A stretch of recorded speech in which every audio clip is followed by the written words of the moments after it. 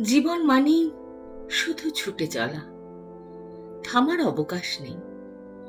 এই কথা শুনতে শুনতে ক্লান্ত আমি। এত দৌড়ে কি লাভ বলো তো, যদি শেষ পর্যন্ত ভালোবাসতেই না শিখি?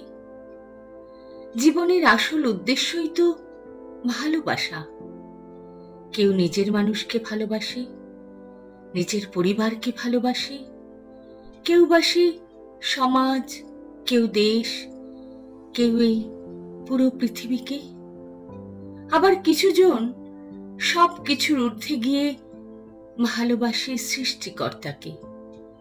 সব ক্ষেত্রেই কিন্তু ভালোবাসাটাই ধ্রুবক। কি যে মিথ্যা তা জানি না, তবে ভালোবাসাই একমাত্র ধ্রুব সত্য।